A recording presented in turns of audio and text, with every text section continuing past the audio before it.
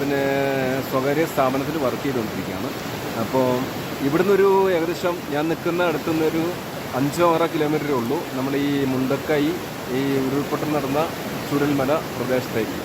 അപ്പോൾ ആ വെള്ളമാണ് ഈ വന്നുകൊണ്ടിരിക്കുന്നത്. അപ്പോൾ ഇവിടെയൊക്കെ മുങ്ങിയ ഒരു ഏരിയ ആണ്. അപ്പോൾ ഞാൻ പറയുന്നത് വേറൊന്നുമല്ല, വയനാട് ദുരിതത്തിലാണ്. അപ്പോൾ ഈ ദുരിതാശ്വാസത്തിന് വേണ്ടിയിട്ട് നിങ്ങൾ എന്തെങ്കിലും കൊടുക്കുകയാണെങ്കിൽ, പ്രത്യേകിച്ച് സെലിബ്രിറ്റികളോടൊക്കെ ഞാൻ പറയുകയാണ്, ഇങ്ങോട്ട് എന്തെങ്കിലും അയക്കുകയാണെങ്കിൽ സന്നദ്ധ സംഘടനകൾക്ക് അയക്കാതിരിക്കുക. കഴിഞ്ഞ തവണ ഇത്തരത്തിൽ വന്നിട്ട് ഇവിടുത്തെ കാടുമായി ബന്ധപ്പെട്ടിട്ട് ഈ പുഴയുമായിട്ടൊക്കെ ബന്ധപ്പെട്ടിട്ട് നിൽക്കുന്ന ആളുകൾക്ക് കൊടുക്കാൻ വേണ്ടിയിട്ട് വന്ന സാധനങ്ങളൊക്കെ ക്യാഷായിട്ട് നിങ്ങൾ കൊടുക്കുമായിരിക്കും. അപ്പോൾ ഇതൊക്കെ വരുന്നത് ശരിക്കും പറഞ്ഞ ഈ സന്നദ്ധ സംഘടനകളുടെ കയ്യിലേക്കാണ്. അത് വേണ്ട. നിങ്ങൾക്ക് ആഗ്രഹം ഉണ്ടെങ്കിൽ എന്തെങ്കിലും ഉണ്ടെങ്കിൽ നേരിട്ട് കൊണ്ട് കൊടുക്കുക. അത് തന്നെയാണ് ഇവർ ഈ സമയത്ത് വരുന്നത്. കഴിഞ്ഞ തവണ വന്ന ആ ഒരു ഫണ്ടൊക്കെ എടുത്തിട്ട് ആൾക്കാർ കാറ് വാങ്ങുന്നു, അതിൻ്റെ ആ സെക്രട്ടറി വാങ്ങുന്നു, അതിൻ്റെ പ്രസിഡന്റ് വാങ്ങുന്നു. ഇതൊക്കെ നമുക്ക് കാണാൻ കഴിഞ്ഞതാണ്. അപ്പോൾ ഞാൻ അനുഭവിച്ചിട്ടുണ്ട്, കണ്ടും കേട്ട് അനുഭവിച്ചിട്ടുണ്ട്.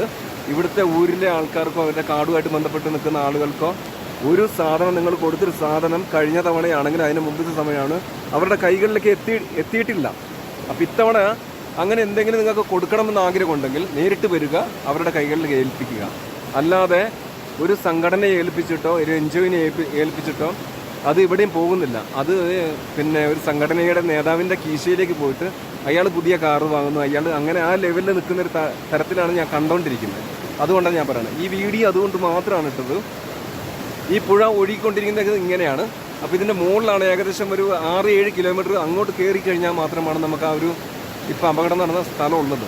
ഞാനൊരു മേഖലയാണ് ഉള്ളത് കൊണ്ട് മാത്രമാണ് ഞാൻ ഇപ്പോൾ ഈ വീഡിയോ ഇട്ടത്, വേറൊന്നും കൊണ്ടല്ല. ഇവിടുത്തെ ജീവന് ഏകദേശം അവരുടെ കൂടെ തന്നെയാണ്, കാരണം ആ കുടുംബങ്ങളുടെ കൂടെ തന്നെയാണ്. അതുകൊണ്ട് തന്നെയാണ് ഈ വർക്ക് ഏറ്റെടുത്തിട്ട് നമ്മളിവിടെ നിൽക്കുന്നത്. ഒത്തിരി താങ്ക്സ് ഉണ്ട്. പിന്നെ ഇത് എന്തായാലും ഉള്ളിലിരിക്കട്ടെ, ഏവരുടെയും ഉള്ളിലിരിക്കട്ടെ. വയനാടെന്ന് പറയുമ്പോൾ ഒത്തിരി ആദിവാസികൾ നിറഞ്ഞ, അല്ലെങ്കിൽ അതിനെപ്പറ്റി കുടിയേറി വന്ന ആളുകൾ ഉള്ള ഒരു ഏരിയയാണ്. അപ്പോൾ നമ്മൾ ചോരബന്ധം, അത് ജാതിയൊന്നും ഞാൻ നോക്കുന്നില്ല. ചോരയാണ് ആരാണോ അവരുടെ കൂടെ ഉണ്ട്. അപ്പോൾ ഇത് വയനാടിന് കിട്ടേണ്ട അവകാശം, അധികാരം, പിന്നെ അല്ലെങ്കിൽ ഒരു സ്നേഹം ഒക്കെ ഉണ്ട് ഇവിടെ. അപ്പോൾ അത് നമ്മൾ ദുരിതാശ്വാസം പറഞ്ഞ് നമ്മൾ കുറേ ഇങ്ങനെ കൊടുത്തുവിടും. അവിടെ ഞങ്ങൾ കൊടുത്തിട്ടുണ്ടല്ലോ, ഇവിടെ ഞങ്ങൾ കൊടുത്തിട്ടുണ്ടല്ലോ എന്ന് പറഞ്ഞു. പക്ഷേ ഇതൊക്കെ കൈക്കലാക്കി വരുന്നത് മറ്റ് ചില ആൾക്കാരാണ്.